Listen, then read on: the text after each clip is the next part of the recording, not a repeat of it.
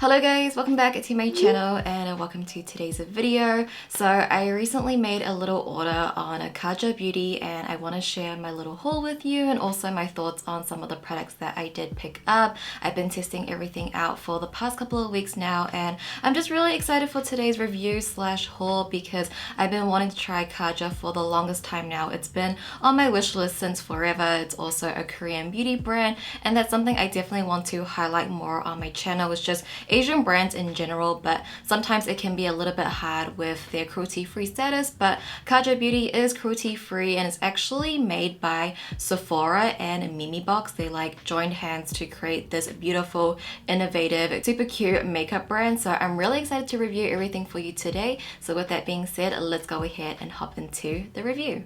Alright, so let's hop into the review. There is going to be timestamps on today's video, just like most of my videos, there's always timestamps, but I did pick up 5 items and I'm going to talk about them individually in order of application. And also, I think I'm going to get asked this a lot as well, but I did purchase my Kaja Beauty products from their official Amazon store. So for those of you guys that live internationally or you don't have Kaja, they do have an official Amazon store that you can purchase from. But with that being said, let's talk about the first item I applied today, which is the Beachy stamp, and this is $24 and I got mine in the shade number 1 Shady. I think this product is very eye-catching, it's very innovative and super cute. Essentially you just twist the top open and you have a star stamp, and the sponge is actually quite hard. I thought this would have been a little bit softer, and then when you open it on the bottom you have essentially a cushion bronzer, which I think is very, very unique in itself, and I feel like something, I don't know, I haven't really seen a cushion bronzer from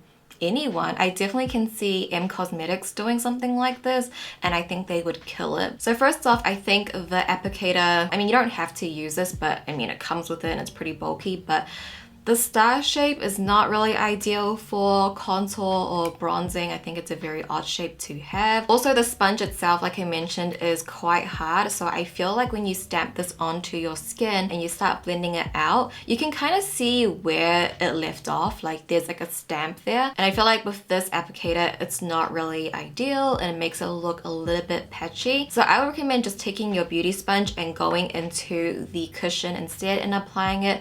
But even so, with a sponge, I feel like it's still a little bit patchy. So it's definitely not my favorite formulation for a cream bronzer. However, I do like the shade. I think the shade suits my skin tone really well. It's like not too dark and it's very warm, but I don't really like the formula because it can look a little bit patchy and I'm just not really a fan of the stamp. But I think this concept is like very, very unique and I feel like having unique makeup is impossible, but I think Kaja really did that. And I really want to see more brands come out with like a cushion bronzer and really just run with like the cushion technology. However, this one from Kaja, sadly, I just didn't really love this. I also picked up one of their cheeky stamps, which is pretty much the same thing but a blush version, and this is also $24 and I got mine in the shade number 3 Bossy.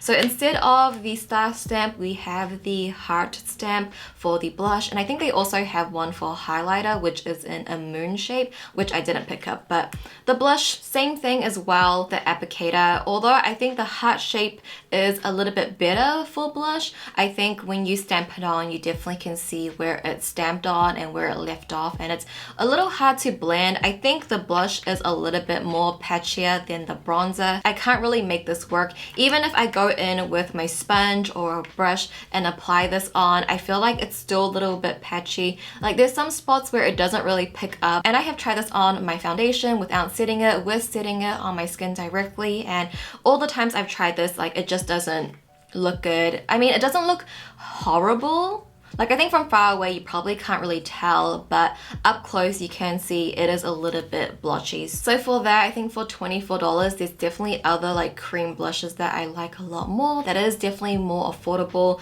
But again, the concept, I really, really love this. I love the idea of a cushion blush, a cushion bronzer, and I really do hope M Cosmetics comes out with like a cushion blush and bronzer because they've already done a highlighter, which I did order. I'm waiting for in the mail, but I love the idea, but sadly the formulation is just way too blotchy and patchy on my skin. We then have their Beauty Bento Trio eyeshadow, and this is $21 and I got mine in the shade Glowing Guava. I think this is also very unique and innovative as well. I love how it's inspired by a bento box and just embracing that culture. But I really love this. I do think it's a little expensive for $21 for only 3 shades, but I love how like small and tiny and compact this is. Imagine just traveling and you would only need this. So if you ever want to travel light, this is a really great option, and not only is it small and compact, but the formula and the performance of these shadows are amazing as well. So on the first layer we have the sort of transition shadow. This is a really mauvey dusty pink,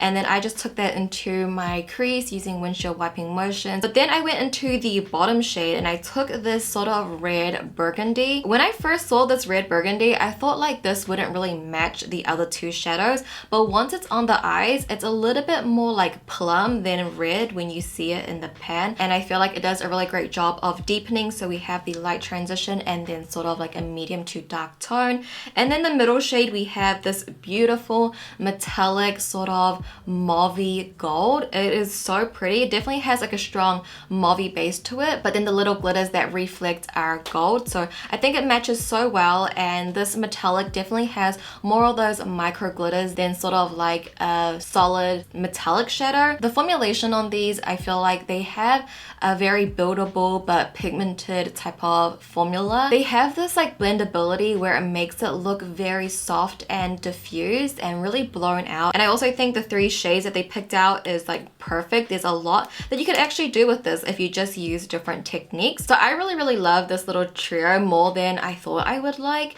and I really want to try out more of their shades. And I think if you can find a color story that matches your preference, then this would be like so perfect. Like I really love this, so I definitely want to try more from them. I then picked up their Earheart lipstick, and this is $17 and I got mine in the shade number 4 Bay. I actually ordered a different shade. I ordered number 3 Ride or Die, but they sent me the wrong color, so this one I didn't really get to use as much, but I have tried it and I really like it. First off, the packaging is stunning. It's in a heart shape, a lipstick in a heart. I'm obsessed. You guys know me and my obsession with anything heart, so I love this. And this was like one of the reasons why I wanted to try Kaja's, just because they had so many heart-shaped products. But as for the formulation, it is super creamy. Like it feels like butter on the lips, and not only is it very soft and smooth on the lips when you're applying, but it's also really pigmented as well. The shade that I got, Bay, I personally don't like this on me as much. Like it's beautiful color, but it's not a shade that I would wear so often. I think if you had like a deeper complexion, this would look so amazing shade wise. But formulation, I really do like. It also has a very light fragrance. It reminds me of the Odin's Eye lipsticks.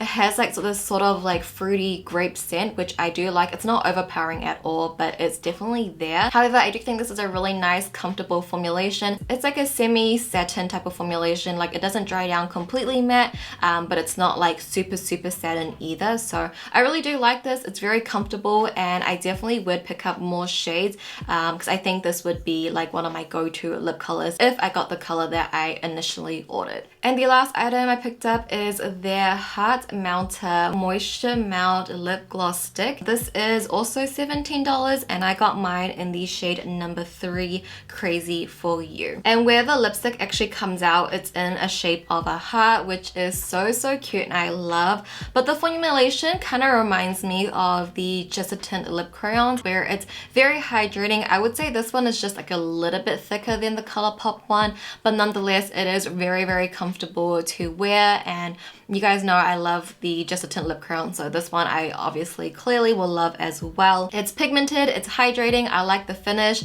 and also the color is really pretty as well. It's not a shade that I would wear so often because I'm not like a pinky lip type of girl, but whenever I'm in the mood for one, this is definitely one that I would pick up and use because it's just very hydrating and easy to wear on the lips. And that, you guys, was my little haul from Kaja Beauty. I hope you guys found this review helpful. I would love to know your thoughts down below in the comments. Have you guys tried Kaja? Is there something that you think that I would love from the brand? Let me know down below in the comments. And also, if you guys did enjoy this video and you found it helpful, if you could, please give it a thumbs up for me. I would appreciate it so much if you could. And with that being said, the lighting is just going crazy. So I'm just going to end things here. Thank you guys so much for watching as always. I love you guys, and I'll see you in my next video. Bye!